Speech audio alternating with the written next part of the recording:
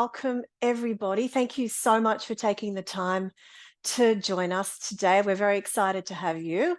My name is Debbie from NDIS Property Australia, and we are going to run through NDIS SDA investment in Victoria, South Australia and Tasmania today. We have a very special guest speaker on the webinar, Mr. John Webber from Access Living. And he's going to talk about his packages and his process and a bit more about the actual situation down there in those southeastern states. But first, I'm going to give you a little bit of an introduction to NDIS Property Australia for those of us who don't know who you are. And I'm just going to share my screen, so bear with me while I start this.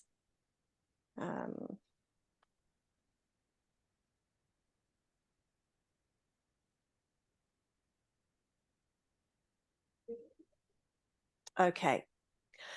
So, yeah, as I said, this webinar is about how to invest in SDA, Specialist Disability Accommodation, in Victoria, South Australia and Tasmania. NDIS Property Australia, we are advisors and consultants.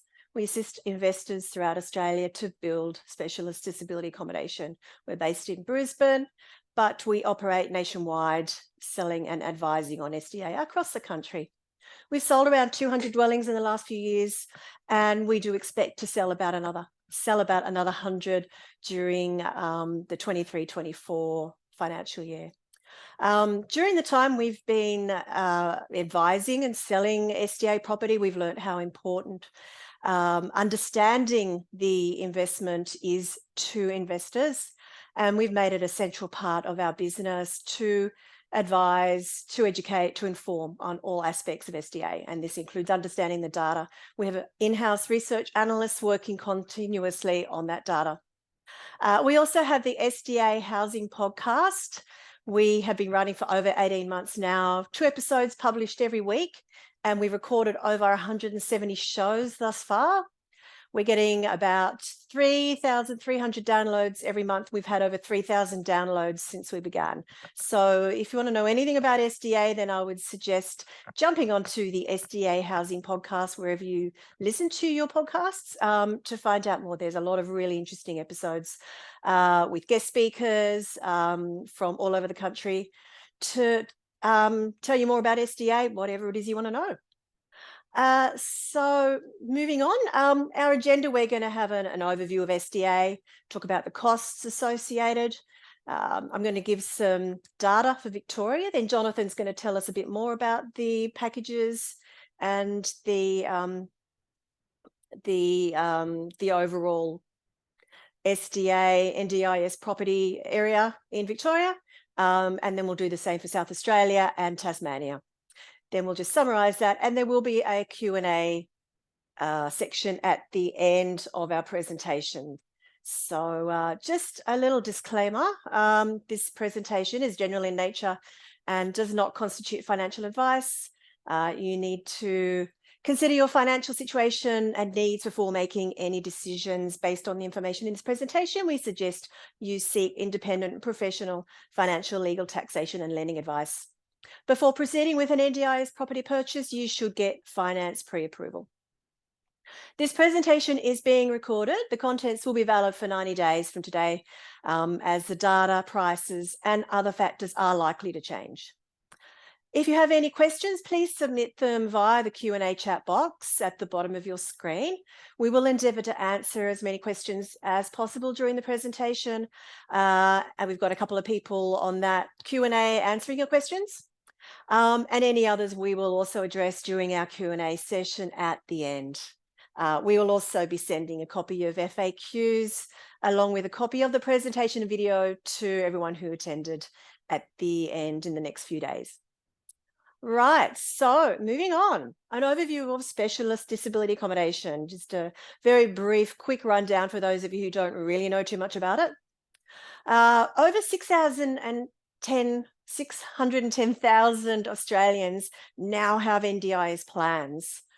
Of those, a bit over 24,000 have funding for specialist disability accommodation. So it's only a very small number of those all Australians with NDIS plans.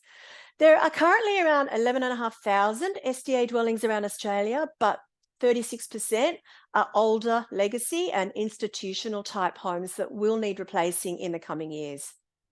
In addition, the NDIS have estimated that there are nearly 30,000 SDA funded participants expected by 2032. So there may be a requirement for up to about 9,000 additional SDA dwellings built by that time to house all of the SDA funded participants appropriately. The cost of an investment in specialist disability accommodation, these are the costs generally associated with purchasing through Access Living Group, Jonathan's company. You've got your turnkey house and land package cost. There's an SDA certification fee of $6,600. There is a land deposit. It's very often no land deposit, but sometimes it can be $1,000 or $2,000 or $5,000 depending on the vendor. There will, of course, be legal costs, any holding costs that you will have to pay during the course of the build. And then there are going to be provider onboarding fees. They average around about $3,300 to actually onboard an SDA provider. And then you will also have participant placement fees, which can vary quite a lot, depending on the provider, how much they charge. Optional, you might also want to pay for a furniture package, which can be anywhere from $10,000 to $25,000. The ongoing costs of specialist disability accommodation investment, you've got your SDA provider fee. So that covers the rental management fee, property management fee, NDIS compliance, and SIL coordination. SIL being supported independent living, that's the actual care organisations working in the property, amongst other things. And these fees are generally between 10 and 15%, most providers charge. You've also got things like insurance, rates, and maintenance. On a typical NDIS investment property, we would estimate that your annual costs would be around 25 to 30% of the gross income on the property. So moving on to the demand, very quickly, I wanted to run through a little bit of the demand in Victoria, specifically in the Melbourne region where Access Living Group build at the moment. I have included the Geelong area in here because they do also build in Geelong. But as you can see, we have current number of participants, 5,000 in the Melbourne region. And as you can see that the majority of those are in 4 areas, the Melbourne southeast, northeast, west, and outer east areas. And still significant numbers in the other parts of Melbourne and Geelong too. Now, enrolled dwellings, I've actually listed these by the number of places. So what I mean by that is the number of participant rooms, bedrooms in a dwelling. Some dwellings might only have 1 participant place, some might have up to 5. So at the moment with the enrolled places in Melbourne, we've got just under 4,500 places in a total of 1,485 dwellings. And again, you can see the spread of those in the various districts. Now, here you might be wondering what this SA4 is. That is the Australian Bureau of Statistics area of SA4, of which there are about 107 across Australia. So they do incorporate quite a large area, between 100 and 500,000 people in those areas. So it is quite broad, but it would be a bit crazy big charts if I was showing you these areas broken down anymore. But this is giving you a good idea of the data in these areas. Now, this encompasses what I've said here, legacy and existing SDA. At the moment, those 4,500 places are in all enrolled SDA. A lot of that enrolled SDA is legacy and existing. What that means is that legacy properties are built to house 6 or more participants, and they're old institutional type dwellings, the old government type dwellings that are no longer fit for purpose, and they will be being phased out within about the next 4 to 5 years in Victoria. Existing are also the same older style dwellings. However, they have 5 or less participants in them. We don't have a date when they're going to be phased out, but we know that a lot of these properties are not fit for purpose for the participants, and that they will gradually need to be replaced with properties that are new build for participants to give them a much better freedom, independence, choice and control in their lives. So the next chart I'm going to show you is the new build enrolled places. So this is excluding all of the legacy and existing. And as you can see, there's only just over 1,000 places in 629 new build dwellings. So you can see that the majority of the places currently in the Melbourne region are in the legacy and existing dwellings. And looking at this, you can see the biggest demand by far, the biggest number of supply is in the Melbourne West region, but we also know that that has the greatest demand. So there's a reason why properties are being built out there.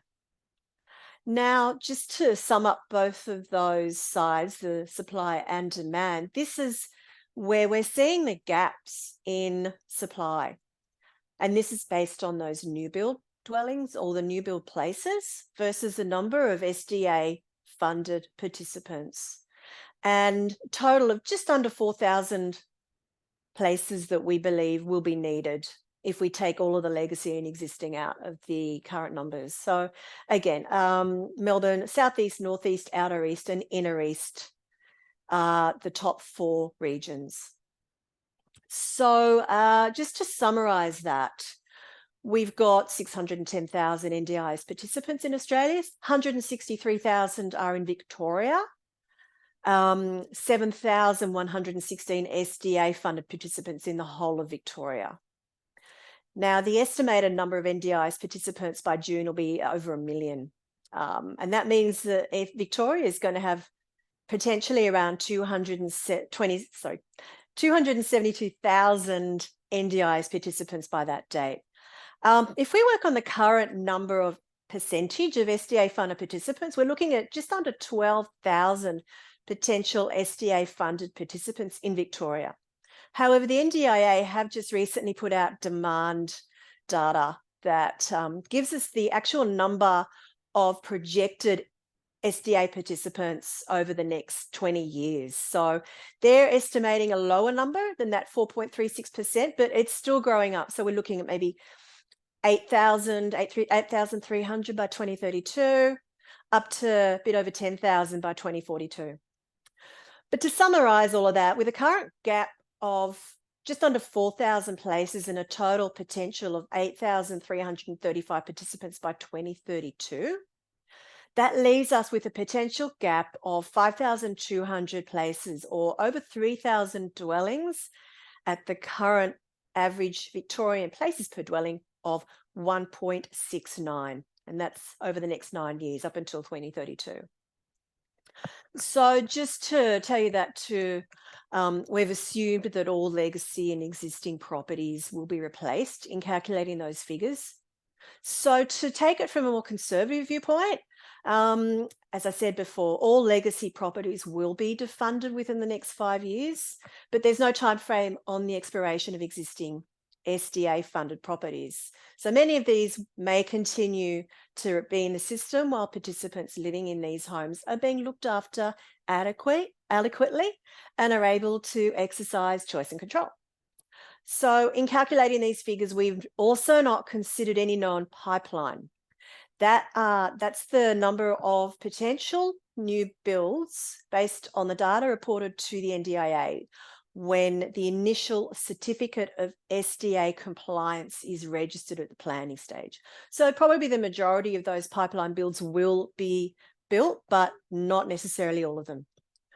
So realistically, if we assume that 25% of the existing places remain in the system over the next 9 years, we're still looking at a future demand of around about, and taking into account the pipeline places, we're looking at around 2,200 places needed still in Victoria. And if we bring that back down to the Melbourne region, which is around about 70% of all of the Victorian region, that's approximately 1,570 places or around 930 dwellings still needed in the Melbourne region. And just to confirm where these figures come from, they are straight off the NDIA quarterly reports. The most recent one came out a few weeks back based on the data as of the 30th of June 2023, and also the SDA demand projections report that also was written up in June 23. So that brings me to the end of Victoria, and handing over now to Jonathan to talk about some of their properties and what they do there. So welcome, Jonathan. Lovely. Thank you for having me, guys, and really appreciate you making the time. So a little bit of background on Access Living Group. So we are essentially an NDIS project manager, designer, builder, and everything in between. So essentially we manage the whole sort of process from start to finish. We've been going for just over 4.5 years now, which is great. We've completed over 300 dwellings. I think we're closer to 350 now, across 3 different states. So I guess, that just gives you sort of a good assurance that we truly understand the NDIS and what it actually entails.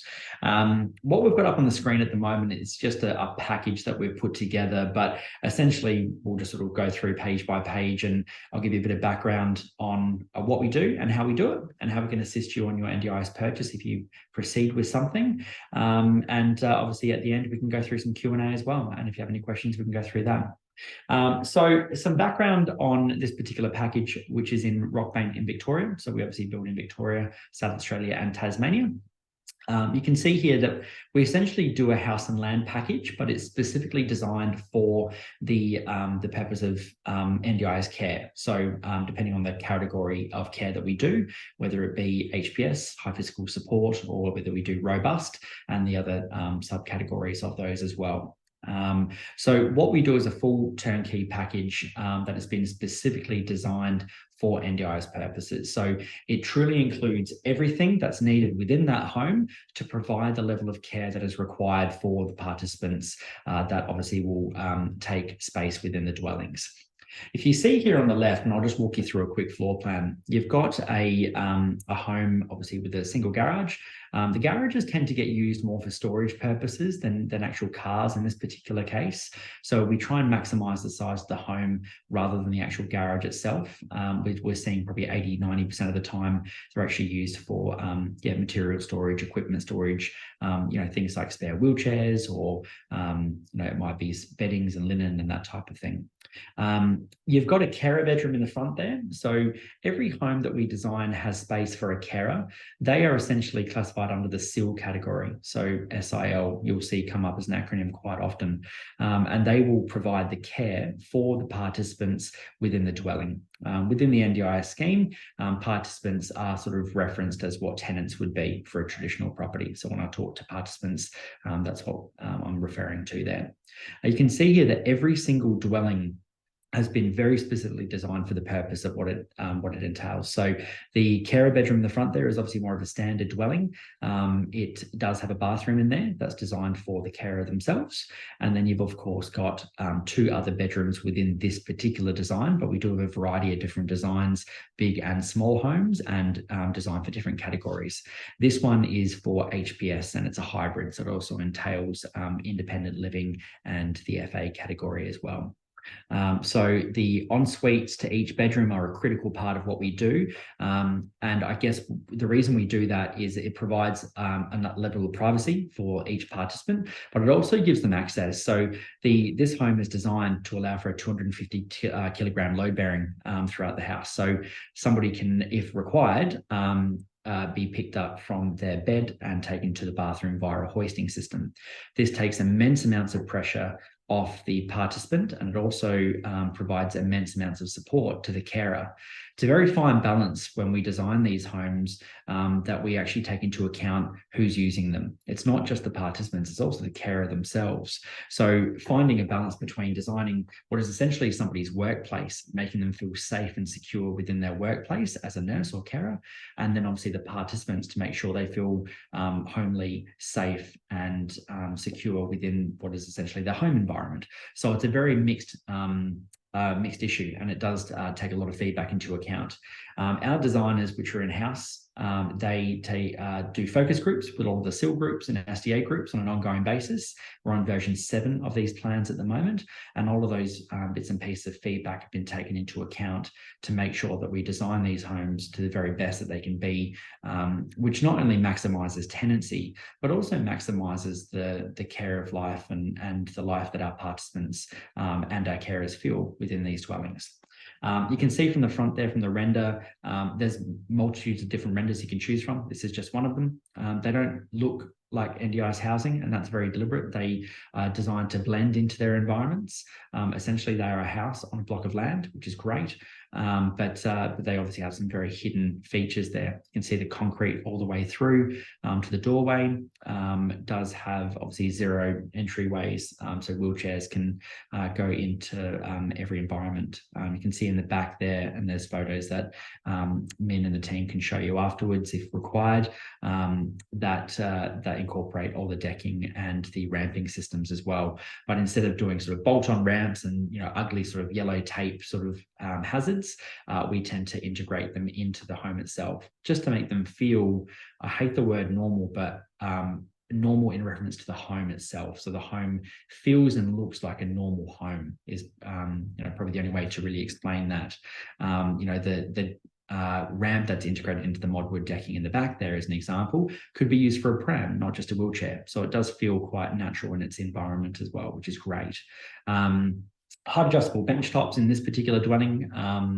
Obviously, all commercial fit outs and fixtures designed to support that level of care. Battery pack support systems that go into a UPS point in each of the bedrooms. So in the event that power is actually taken out of the home, or there's a power outage or something, those power points actually can support really vital equipment for the participants as well, depending on their high care needs at the time. So this allows them to get the support they need from any form of machinery that might be required to power until power is either restored or a generator can be delivered to site. And that's a really crucial part of what we do. You can see that we've got some really clever features, ovens, dishwashers, everything is included there, and they're all side opening. So it means that somebody can pull, say, a wheelchair right up to the edge of one and load the dishwasher, really just making ease of life a priority within these homes. So every single thing down to the light switch and the zoning through air conditioning and heating has been taken into account. So there's a huge amount of support that goes into these homes.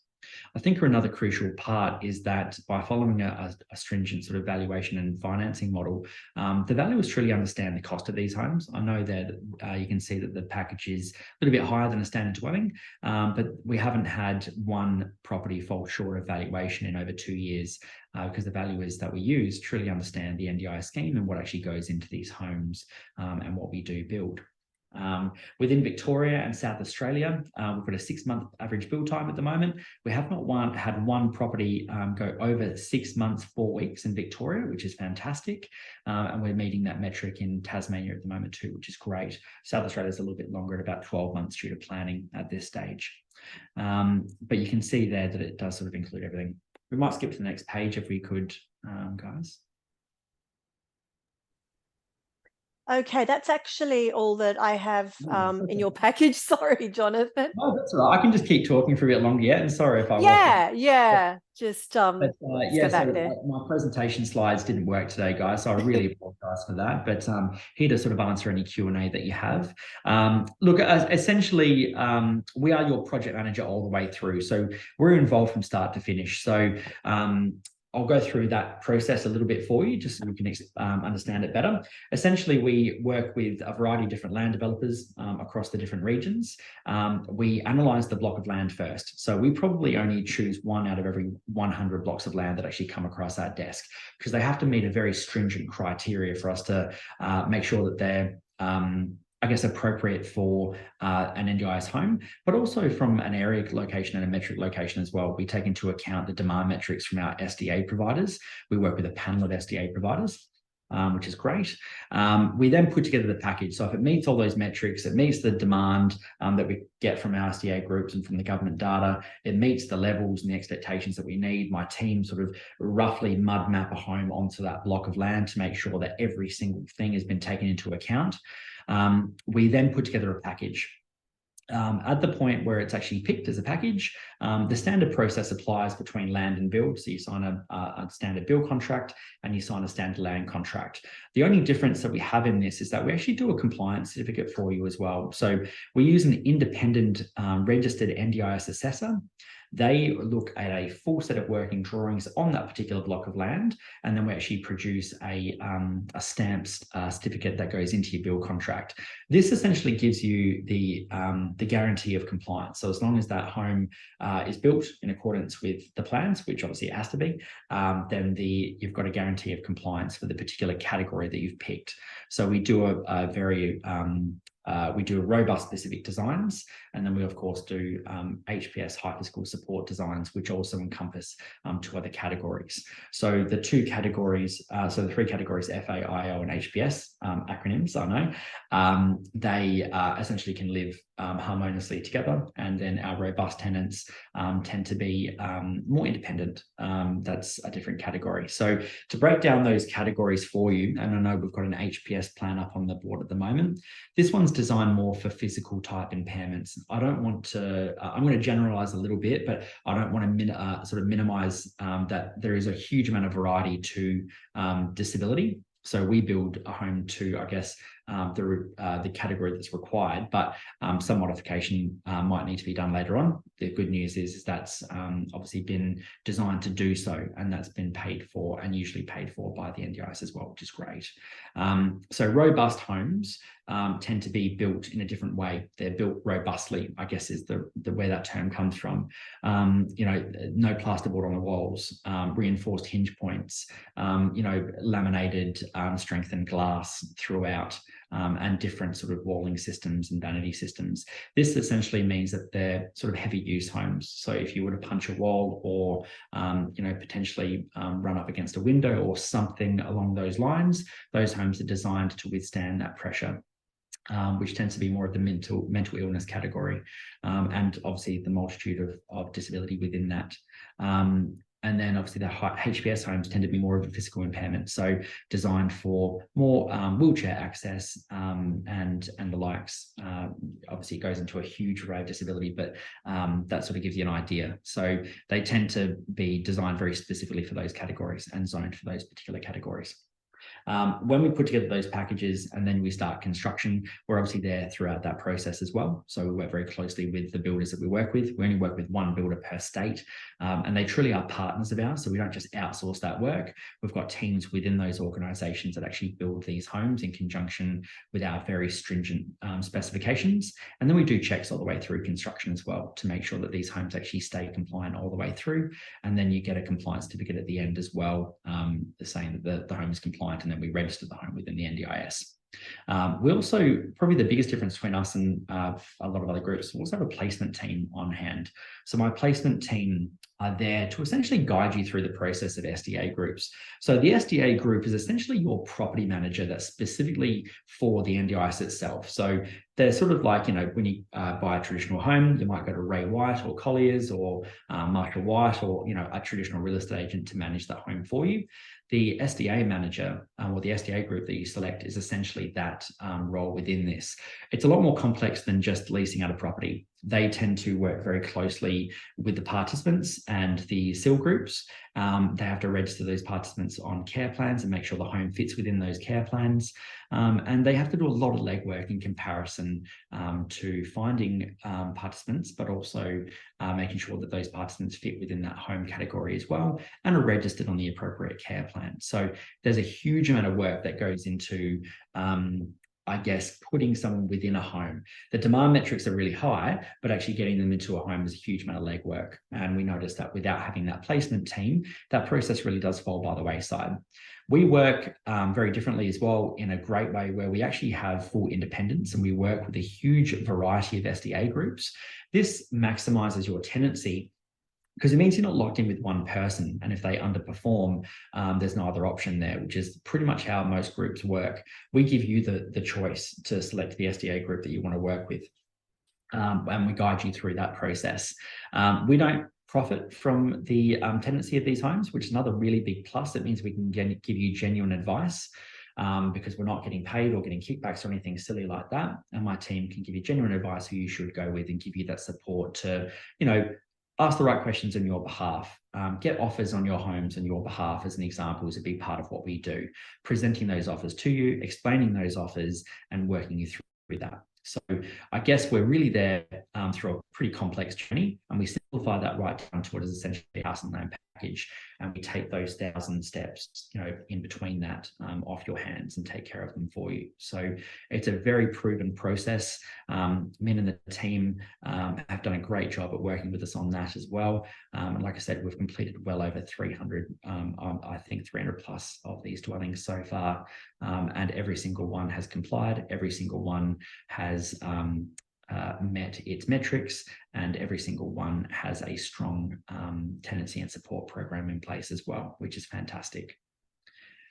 So I guess that's probably a bit of a nutshell of the information of what we do, and I can see a heap of questions there, so I might just log into the Q&A box, guys, and I'll just answer what I can. The first question I've got from Bradley there, what can, they keep popping up. Is the SDA provider working in investors' interest? The short answer is absolutely. So the SDA groups essentially work for you. They're your property manager. They only get paid when there's tenants within the home. So you don't pay them anything unless there's actually a tenant within the home, or a participant, sorry, I should reference as. So if there's no participant, then there's no income for them. So the incentive for them to make sure that the home is as full as possible is really there for them. So if they have, 2 or 3 participants within a home, their profitability on that particular dwelling goes up 2 or 3 times. So there's a big incentive interest for them to make sure that they have your best interest at heart. We only work with reputable SDA groups. I think that's the other one. There's a lot of spruikers out there that we actually don't work with, and we don't work with deliberately, mainly because we just don't know them or trust them, or we know that they're doing the wrong thing. The benefit of being completely independent is we can guide you in the right direction with groups that we know are performing well. We know their rates. We know how they deal with our particular investors, and we trust them, which is great. I guess the biggest question that's coming up in most of this is vacancy. And it's a question that I get asked every single day. Will I get tenants? What is the current vacancy rate within Victoria? Those types of things. All I can say to that, guys, is 2 things. Number one, do your own research, 100%. There's a huge amount of information out there. Just make sure it's coming from reputable sources. Use the NDIS website itself. There's actually some really great tools through the Department of Social Services. So if you type NDIS demand map into Google, I think that'll come up with a good link there.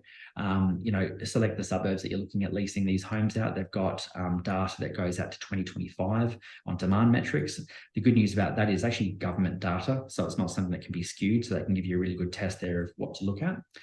What I urge you to do when you do that is select postcodes in the area as well. A good example of that is we had one suburb yesterday where we had really high demand in our books, but a client went to the panel and it only had, I think, 600 participants looking in that area. But then they clicked on the suburb next door, the postcode next door, which is a 2.5-minute drive, and they had 2,000 people. So I think it's really crucial to understand that people will move within a 20-minute radius. So make sure you're selecting a 20-minute radius of those locations as well when you're doing that research. I guess the demand metrics speak for themselves. There is a huge amount of demand.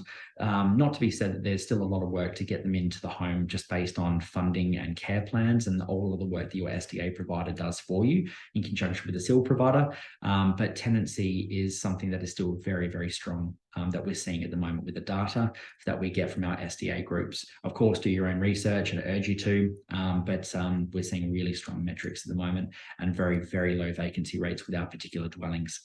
I guess there's 2 things when it comes to vacancy that I want to talk to you guys about as well. Is just because you build a home doesn't mean it's going to get a tenant.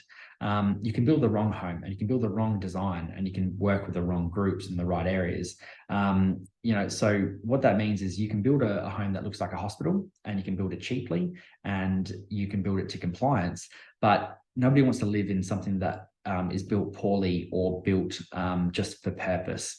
Nobody wants to live in a hospital, basically. I wouldn't, and I'm sure none of you would either. So I think it's crucial to make sure that you work with someone like us, and there's some other great groups out there too, of course, and Min and the team are fantastic and work alongside us in that regard, to make sure that you're building a home that is not only just compliant, but also beautiful, and also something that takes their care of life into account here. Got to remember that we spend about 60% of our lives in our house. A lot of our participants spend, 90, 95, even 100% of their time within their dwelling. So these homes really do have to feel like homes. And I think it's really crucial to make sure that we make them feel that way. The guys have walkthrough videos of all of our dwellings and our specifications. I think what you'll notice that these have been built not just for, serviceability, but also taking into account that factor as well. We do, another question that came up, do you build both hybrid and robust properties? Answer is yes. So we have about 6 or 7 different designs. They're built for different categories. So we've got robust properties, we've got hybrid properties that are both robust and HBS, although they're not completely fit for purpose for robust entirely, as in they certify, but their designs are not quite right for robust, if that makes sense. Well, we've got some very specific robust design properties. And then also our hybrid match a couple of other different categories as well. As an example, you can have an HBS tenant and an FA tenant living together, and the rates are not dissimilar, which is great. We had one offer just recently to a client that was actually for 2 FA tenants on a property that paid out $160,000 a year. So they didn't even bother getting an HBS tenant in there because they had 2 FAs, which paid out substantially. Taking into account fees, that paid out at 10.71% in its first year after fees, and it paid out, I think, don't quote me exactly, but it was 11.5% plus in the second year. Which is great. So, we've got case studies on properties that are leased out from as early as last week that we can go through with you just to give you that confidence too. Jonathan, I might just stop you there to, we've got a lot more questions coming in. We can probably address them maybe at the end of the presentation, but I thought we might just get on very quickly to looking at South Australia and then Tasmania. Great, no worries. Because Yeah, I think much of what the answers are going to be to these questions are going to be similar for all areas. Yeah, no worries. That's fine. Sorry. So am I referencing another package on that, or just talk to those? No, I'll just quickly go through the data now in South Australia, no worries. and then we'll look at another package there, and yeah, you can tell us more about what's going on there. No problem. Thank you very much. All right, now on to South Australia. I've done the same data here that I did in the Melbourne region. This is for the whole of South Australia. So I'm just going to run through this quickly. As I said, you will all be getting a copy of these slides so that you'll be able to look through these with a bit more detail. But before I do go into this, I must apologise. I forgot to mention at the beginning of the webinar that I wanted to welcome Elizabeth Jackson's clients from Public Property to this as well. They are also co-hosting this today. So if you weren't quite sure who NDIS Property were, Elizabeth works closely with us. So welcome to those people on the webinar from Public Property. All right, to leap into South Australia, as you can see, we have about 2,500 participants currently in SA, and we have 2,887 enrolled places in 1,291 dwellings. Now, that might look like there's an oversupply. But if you remember, I earlier talked about the legacy and the existing SDA. Now, in South Australia, 75% of places are in those old properties, higher than anywhere else in Australia. I think Victoria, New South Wales are around about 57% in the old style. So obviously South Australia is still the majority of places are older dwellings. They need to be replaced. A lot of them need to replace. So with the that in mind, the new build places are only 653. So we have quite a lot of gap, 1,823 undersupply of places, the majority of which are in the southern districts and the northern districts of Adelaide. But, you know, quite a number spread out throughout other parts of the city as well. So to summarise that, we currently have just under 2,500 in SDA funded participants in South Australia.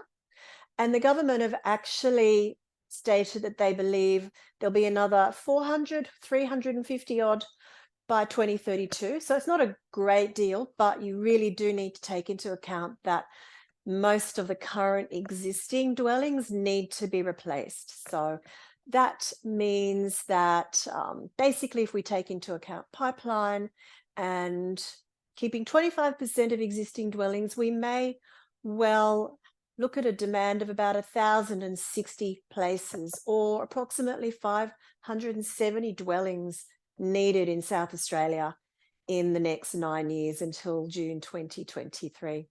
Sorry, well, 10 years. So, June 2032, 9 years. So with that, this is a package probably similar to the other one in South Australia. But Jonathan, if you want to tell us a little bit more about what you're doing in South Australia and how maybe it differs to Victoria, to Melbourne, Absolutely. and anything else you want to tell us about that area. So look, I think there's benefit to all three states, but South Australia specifically does, you know, it's a little bit behind as far as housing within that area. South Australia does have a current undersupply that we can see based on the data. And we do build obviously very similar dwellings there. As you can see, it's a slightly sort of different home as far as the block size, but you can see very similar designs, which is great. So you can see there's a price point difference because the land is a little bit cheaper in this particular suburb, but taking into account the Virginia metrics and the areas right around to Salisbury as well, we're seeing strong demand still through the Department of Social Services data plus our SDA groups as well. So very similar to what I spoke to last time, guys, is we only sort of look at areas where we do have demand data, which is great. We take into, as much as we aren't the SDA provider, we do take into account all of the data that you can access, and the team that you're working with, you know, will be able to help you analyze that and work out the right locations for you as well. South Australia really is a truly fantastic spot to build. There's not many people doing it there either. That's probably a crucial thing. So I would say we are one of the biggest providers there, and definitely probably the most advanced as far as building the right types of homes in the right areas, you know, that really attract strong tenancy. And I guess our relationships there are big. We also do have a placement team on site in South Australia as well. So our office is primarily based in Victoria, but we do actually have full-time team members within South Australia as well, already on the ground, you know, working very hard on the placements of these particular dwellings too. So very advanced there, and yeah, truly great product. This is an HPS as well. Yeah, I think the demand sort of speaks for itself. Great. Thank you, Jonathan. All right. I will then continue on with Tasmania. Again, I've done an overview of the SA4 regions throughout Tasmania. And as you can see, the highest demand by far is in the Hobart region, although there is still quite a significant amount in the northeast and the northwest. Total of 622 SDA funded participants currently in Tasmania. And we have a total of 670 enrolled places in 262 dwellings. Again, the vast majority of this is in legacy and existing, and also another category that's unique to Tasmania called in-kind SDA dwellings. It's just basically another type of government, older style disability housing that needs to be and will be phased out in the future. So most of these properties will need to be replaced. And when we look at the new build, we have just 56 places out of that 670 of all enrolled places. So as you can see, very new so far in Tasmania, only 35 dwellings currently are enrolled in the system. And that leaves us with an undersupply of around about 566 places in Tasmania, nearly 300 of those in Hobart. So to summarise that data, we have 622 SDA funded participants with a projection by the NDIA of 779 for 2032 and up to 922 by 2042. So we've still got a long way to go. And if we look at a conservative overview, we are likely, and this as previous, is taking into account that 25% of the current properties remain in the system, and taking into account the known pipeline places, we're still probably going to need something like 480 places or around about 300 dwellings. So yeah, quite a lot still needed in Tasmania. So Jonathan, I think I've got a different floor plan here for you from one of your Tasmania packages. So back to you for this one. Great, thank you. It is lovely. So bit of variety, guys. You can see slight variance in the facade there as well. But again, you have a choice of different facades across all of our packages. I guess what we've got here is, let me just get my head around this particular floor plan. Okay, great. So this is a slightly different dwelling type, as you can see, but still fundamentally based on the same sort of metrics as what we spoke about before. So you've still got obviously a carer's bedroom in the front there, you've got the laundry, you've got the living and the dining, and then you've got an ensuite for each of those bedrooms as well, plus an alfresco. You can see that the render here is obviously a double garage, but obviously it'd be a single car garage version of this home. So you just chop that down a little bit. It's a 3 bedroom, so that means it has 2 tenantable participant-based bedrooms, and then you've got 1 carer in the front there. So you get essentially income on the participant bedrooms, not on the carer bedrooms. The carer obviously uses that bedroom like an office, usually on shifts and rotation as well, with multiple carers. Very similar to what I spoke about before, this particular dwelling is an HPS hybrid. So obviously it includes everything within the home itself, you know, reinforced walls, you know, full turnkey UPS systems, blinds, air conditioning throughout. Each bedroom has zoned air conditioning units, plus the lounge room, you know, and a variety of other things. There's about 200 different things in the spec list that also forms part of our packages. So when you do get a package, this 2-page spreadsheet is within that, but there are about 30 or 40 pages which the guys have access to really truly walk you through all of the information within the homes. Tasmania as a marketplace is fantastic. Number one, we're a very early adopter there. Min and the team were, you know, with us over 12 months ago exploring the Hobart area, and I think we were all going, okay, well, you know, is there demand here? And what we found was that there was just nobody doing it properly, and or at all for that matter, I think, Min, which is interesting. And we sort of dived in there and went, well, we can really contribute and help build some fantastic dwellings for the community that needs them, which is great. So we still remain one of the only groups there, and one of the groups really truly doing the right thing and building the homes to meet this huge amount of demand that we're seeing currently within Hobart, which is excellent. Okay, fantastic, Jonathan. I have a couple of questions that I thought maybe we'll just, you went into a lot of detail in the Victoria, Melbourne region. What are your challenges? And you've mentioned, of course, that your build times there are really good, usually 5 to 6 months, not much more than that at worst case. I know that the build times in Tasmania are close to that, but there are other challenges in Tasmania. I believe land supply, land supply is a big problem. Yeah, absolutely. Look, we work very closely with the land developers there, and anyone who's been to Tasmania knows it's not the largest place in the world, so there's probably only 8 of them, you know, unlike other areas where there's hundreds. So it's been really challenging for us to get land in the past, but as of late, we sort of assist you there as well.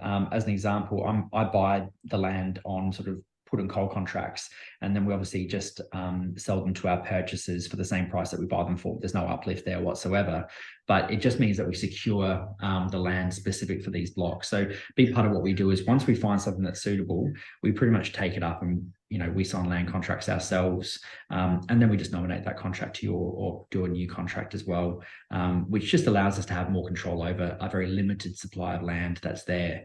And we sort of rotate in. So we do a little bit in Tasmania, and then we rotate to South Australia. I think the next big release we're going to have in about a week or two is in South Australia as an example. And of course, we've always got Victoria, because there's still huge demand metrics in Victoria. It's obviously a huge economy compared to both of the other regions as well. So there's always a plethora of demand across all of the different states there. But I think realistically, there's demand in all three states. There's demand in Hobart. I guess we have challenges everywhere as far as land supply or different things.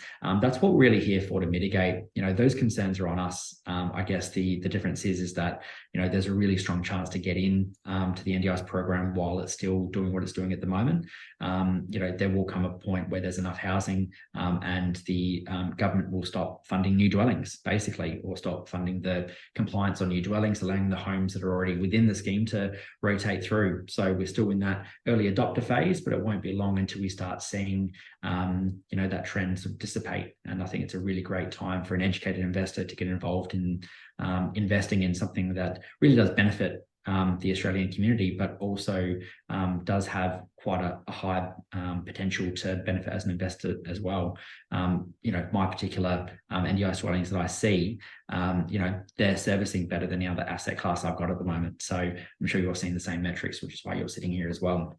So definitely urge you to get financial advice and that type of thing. But I think once you dive into it and really do your research and work with the likes of NDIS Property Australia, who really know their stuff, really understand the research and the metrics, and give you some guidance there, it's something that you'll find to be truly beneficial. Great, thanks, John. And just last question on South Australia. I think you mentioned that time for the planning approval there is it's much just longer. the approval time frame. The build tends to be about the same, but we're sort of seeing about a 4-month approval time frame on the land. They've just got a different government sort of difference in how you get approvals there, which is a little bit annoying, but by no means is it a crazy process. But we obviously just allow for a little bit more time there to build or getting to site, I should say. Great, fantastic. Okay, well, I think that leaves us just with some of the questions maybe that haven't been answered or addressed yet. Now, just to remind everybody, we will be sending you a copy of this presentation as well as the video recording, so you can look back through that. And we'll also send a copy of FAQs along that will probably answer a lot of the questions you have. If you do have any other questions, please feel free to reach out to us. You can email us at info@ndis.property. We have a huge amount of knowledge, of information, of downloads on our website, ndis.property. You can give us a call. Jump on the SDA Housing Podcast and listen to some of the episodes there. If you scroll through them, I'm sure you'll find there a number there that might address any questions you have. So there's a wealth of information there for you to access, but we are always here as well to answer questions that you've got. Having said that, okay, Min, you might want to jump in. Is there any questions that you've been seeing coming up that you think Jonathan would answer easier than us?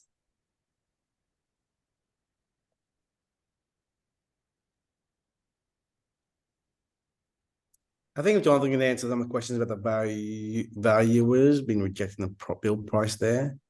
Oh, yeah, no, interesting. Also the demand in Murray Bridge as well, yeah.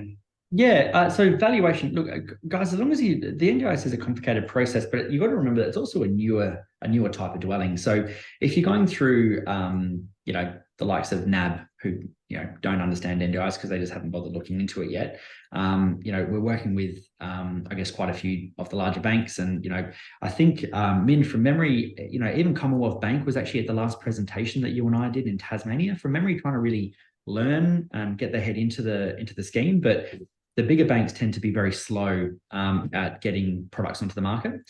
We work with obviously a huge amount of lenders that really understand, number one, the NDIS, but also access living groups, homes themselves. We work with a variety of different lenders that Min and the team can help you with. Again, we don't make anything from that. It's just that they've really taken the time to educate themselves and design products around it. Getting still very similar LVRs, 80-85% LVRs we see come through, normal interest rates. We're not seeing anything crazy there. And then the other one is the valuers. So if you go through a traditional lender, they just put it through the VIC system, and then somebody just values it as a house and land package, and they don't actually take into account the requirement that has to go into these homes as far as the build. And it's a huge amount of difference between building one of these homes and something standard. The margins are actually about the same. So it's not like any builders really profiteering on these. They sort of do the same margins on these as a standard house and land package. So the valuers that have really spent the time with us to learn how this works, value the product accordingly. So by working with the valuers that are truly independent, valuers can't be anything other than independent. They're really heavily governed. By working with Min and the team, they can help you guide you in the right direction with what valuers to pick that have educated themselves in the NDIS space. By following that process, you won't have val risk. It hasn't happened in over 2 years for us. So it's not something to be concerned about as long as you follow a stringent process of choosing the right people that have taken the time to learn the product itself. Jonathan, one of the questions people ask is the time frame for approvals with council. What's your experience with council approvals? Depending on the state, Victoria is probably our most efficient. Realistically, if you settle on a block of land with me today, you'll have a house in 6 months in Victoria. And there's no headaches ever. There's never delays. I've never seen any delays. It's all private certification, which is great. And our building partner, Luxton Homes, just do a phenomenal job on these particular homes with us. And they've got a really, really, strong pipeline of trades and support there to make sure that that's the case. It takes about 4 to 6 weeks longer in Tasmania. But still a 6-month build time on top of that 4 to 6 weeks, which is really, really fantastic as well. And then a little bit longer in South Australia, where we've got about a 4-month average time frame for them to get through council. And then obviously the build starts from there on. So a little bit longer there, but again, still very much within a normal time frame for a dwelling. I guess it's really up to you in that regard, but all three are pretty fine. As far as council approvals, we don't see any issue there. It's all private certification generally. Another question from Adrian is, do the doors come with heavy duty locks? Oh, absolutely. Yeah. So, again, urge you to look at the photos and the spec list, guys, but every single piece of hardware in these homes is very specific. And that's a really good question, Adrian, because, that adds a huge amount of cost just compared to a builder's range, $20 door handle that would normally be the case. All commercial door handles, you've got very specific light switches that are oversized for sensory issues, special grip tiling, 0 lot entryways, 250 kilogram load bearing throughout the home with hoisting points. Everything is special in these homes, and everything has been designed to make sure that they not only comply, but actually exceed that as well. Adjustable height bench tops cut into the stone. I could go on and on into what's actually within these dwellings. That's different. And commercial heavy duty door handles is one of those. Absolutely. There's a lady called Adriana. She's asking, there are many packages that advertise for Murray Bridge in Adelaide, but there's not much demand showing online for the area. Any comments? Yeah, absolutely. I think there's two things there. Number one, it depends where you get your data. There's lots of different places where we get data. But then first and foremost, we also look at where our SDA providers actually have people as well. So, we don't just rely purely on the data. We also get a lot of information from our SDA groups on where they have people waiting to. So, but again, always do your research. If that's something you're concerned about, go with an area that you feel comfortable with, of course. Yeah. There's a question from Harry. Can Jonathan touch on what the risks are to the investor, please? I guess like any other sort of house, you've got, you are investing in something. So, definitely do, speak to a financial planner, speak to your lawyers, 100%. We want you to be completely educated on that and get genuine advice. Of course, I can't talk to giving you financial advice. We're not financial advisors and that type of thing. We sort of just, we build a really fantastic SDA house. That's what we do.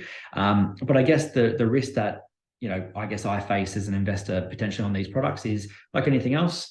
You know, the demand, the price, finance, you know, the NDI scheme itself. I mean, I think it's quite low risk because it's gone through both governments and it's got a 20-year plus pipeline, so there doesn't seem to be any issues there. But I think the risks associated to this investment are just the same as any other house or apartment that you would invest in.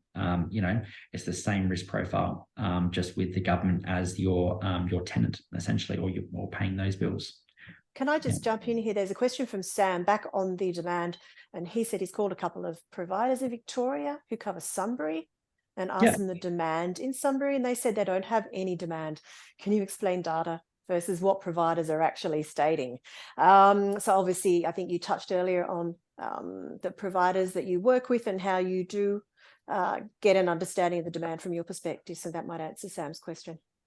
100%. Sam, I guess our placement team work with, you know, call it probably 40 or 50 plus different SDA groups. So, you know, their full-time job is to go out there and, you know, learn and educate themselves. And it's a constantly moving target. You know, Sunbury, I've seen demand in Sunbury. I know we filled one up just recently. But it depends on the SDA group itself. Remember, SDA groups are focused on specific locations and specific demands based on where their team are based. They don't tend to just run all over the place. But again, you know, this is great. I love that you're making those phone calls. Keep making them. If you find one that you feel comfortable with that says there's high demand there, then, you know, go with those groups as well. We're here to help you and guide you, but ultimately you're welcome to choose any SDA group that you want, and we'll help you vet that process too. I guess, you know, it only ends up on our list if we feel comfortable with it, but, you know, we're not financial advisors either. So it's great that you're doing your own research and you know, doing your own profile of risk. Jonathan, there's a question from Mark. He asks, how do you mean by correct valuer? Most standard and second tier lenders use the VIC system. VIC is a randomly selected process. I'm confused as to what you mean by choosing the correct valuer. Commercial valuer. Use a commercial valuer. It's a residential product type, generally speaking. I mean, it can be classed as a class 2 dwelling or 3 if you want it to, but use a commercial valuer that spent the time with us, really. You don't have to. You can go with a lower value where you just get a lower LVR. There's no right or wrong there as well. You can go through the VALEC system. I guess the luck that we've had is not luck. A lot of the commercial valuers spend time with us, and we help them build their model and they understand the data. So ultimately it's up to you. You know, we're not in finance. We can't give you advice around that. But I know that we've seen stronger success through the commercial valuers on that type of thing. But again, it's up to you ultimately, and definitely talk to your financial planner.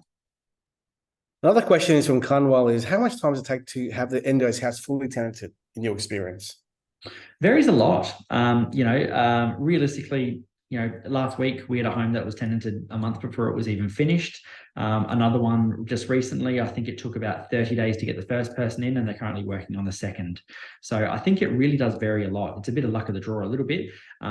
It's not necessarily about demand. The demand's quite high and we're seeing strong demand. It's about how fast they can move. The SDA providers and the CIL providers don't move quickly. And I think we all know that the government doesn't tend to move that quickly either. So it depends on how quickly people's care plans can be registered. So they might be ready to go, but they're waiting on care plans to be registered and all of the paperwork lodged. What we find is that the minimum time frame, and I think this is the easiest thing to measure, is that you can't really do anything for the first 30 days. It does take 30 days for the home to be registered. So you definitely won't be paid in that time. But tenancy does take a little bit of time, and we say allow a bit of time there.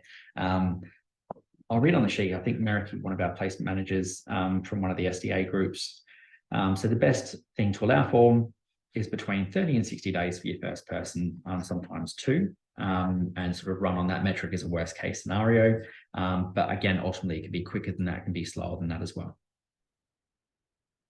By the time they're registered, I mean, it just takes a bit of time to get them registered. A question from Ben is, obviously in Victoria, it's a higher population, hence more people in the pool who want a house, but also more homes available. Would it be better to build in Tassie or SA where there are less opportunities for tenants? Also, does it change much from a bit of a muchness, really. You know, and I think that's really personal to you on where you want to invest in. You know, I think that all 3 regions have their pros and cons.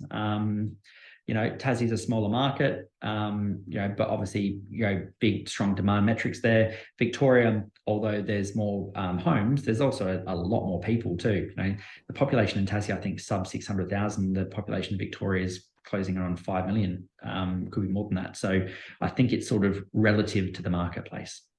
Yeah, and Ben also asked about the do the rents differ from state to state? Ben, yes, they do. They differ from SA4 to SA4 basically.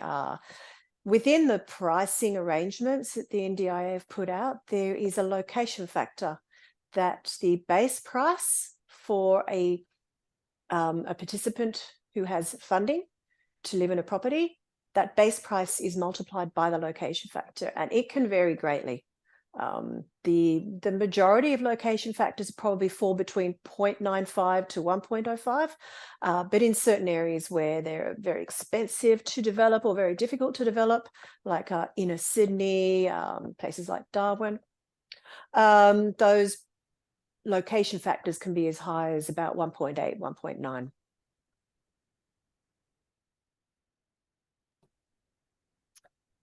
So there's a bunch more questions about things like whose responsibility is it to mow the lawns?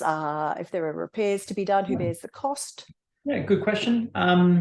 Look, fundamentally speaking, there are registered NDIS providers that provide lawn care and that type of thing that quite often falls under SIL funding.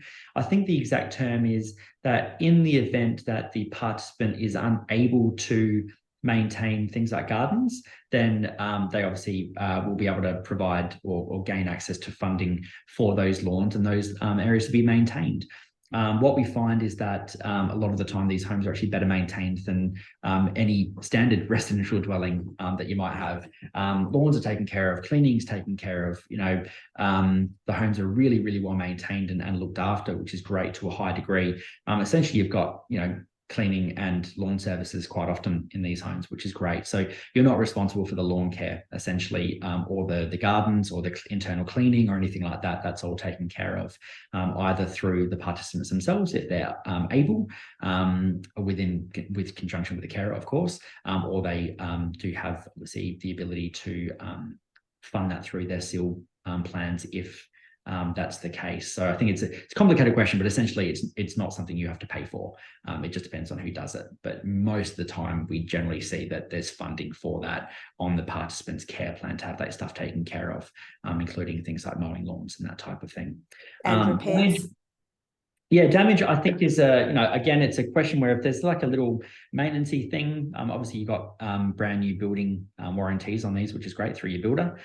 So if an oven breaks or something like that, it's taken care of. I think we've got 5-year warranties on ovens and dishwashers and things like that, which is great through the brand that they use, which is locally sourced, which is excellent. Minor things, they've got obviously funding for, what do they call it? Like building services. So if there's a little nick in the wall or something needs to be cleaned off or patched, minor things like that are covered. If anything major happens structurally, obviously it's on an owner, just like any other property. If a truss falls down or something like that, or something breaks, I guess that's where it sort of falls into building warranty at that point. But ultimately it's the same as any other residential property. Hamish has asked, I'm in the process of buying land and building a property in Murray Bridge. Just the build process is greater than $100,000 compared to the exact same build as your example in Tasmania. Please explain to me. Yeah, absolutely. To be honest, I'm not sure exactly what you're looking at. So I think huge variance potentially on the land itself. It could be a very different block size. I know that Tasmania example, most of our blocks are sort of 450 square meters or bigger. I think he's talking about the build price.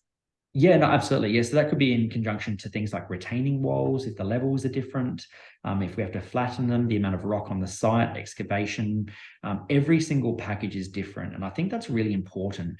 We haven't just put a blanket price on each block of land. We've really bespoked it to each one, and we've taken into account the works required on each one. So some blocks are bigger, some blocks require more site cost than others. Some require less, and therefore we charge less as well. So if it's a smaller block and we don't have to do any retaining walls and things like that, then then obviously it'll be much cheaper as well. So every package is different, and every home is built differently. You know, and there's definitely variances even on blocks side by side. John has asked, hi, Jonathan, what do you recommend as a structure for the NDIS properties, company, trust, etc.? Oh, great question for your financial planner. I guess, guys, I've got to be very careful between giving financial advice and that type of thing. Obviously, I'm not licensed to do so. So I guess in all of this, I urge you to definitely get financial advice. We're not financial advisors. You know, we build a compliant NDIS dwelling, and that's really all I can do, and provide generic information, I guess, that we see. But ultimately, that's going to be a question for your financial planner, and that's really based around tax structures and that type of thing. I guess personally, and this is an advice, you know, I like trusts. So trusts for everything that I do with property, but it's really got to be bespoke to your needs and your requirements and your personal ethos behind how you invest as well. So I think that's a really good one for you to ask your financial planner. You know, we definitely can't give advice around that. Apologies. Thank you, John. All right, Min, was there any other questions you saw that needed addressing, or we sort of...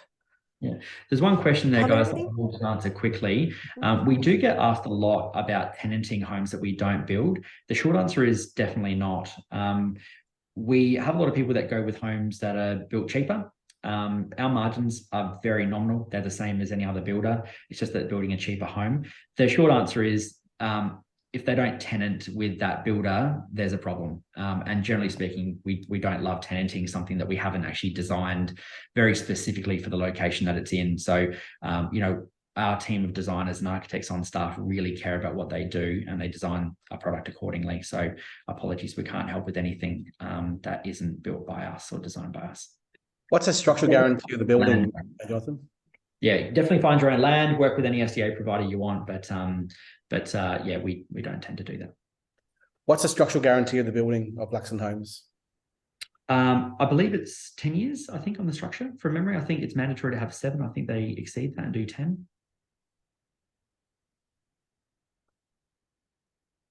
Okay. Damages to the house there? If a tenant destroys a property or damages the house, who pays for it in the end? Ultimately, like any other residential property, you know, it's on the vendor to repair that. I think that's where you can definitely talk to the SDA provider and the carer, and you know, they work things out. Put it this way, I've never seen it happen, I guess, in any of our homes. So hard to answer, but essentially, you know, generally speaking, it falls under the Standard Residential Tenancy Act, I think, which means that it's up to the vendor. There is one last question from Sam. Based on the house and land package for SDA homes, do you see an uplift or have any data as a commercial investment to sell setup? So I'm guessing, Sam, you're asking about resale of an SDA home. Massive. If you want to sell your property, please sell it. We have buyers lined up. You're all asking the same questions, which is great. What is the vacancy rate? Am I going to get tenants? And I think it's that fear that stops a lot of people from investing in the space. And it's more just the fear of the unknown. Sam, if you've got a property that's fully tenanted, I've got organizations that would buy them off you.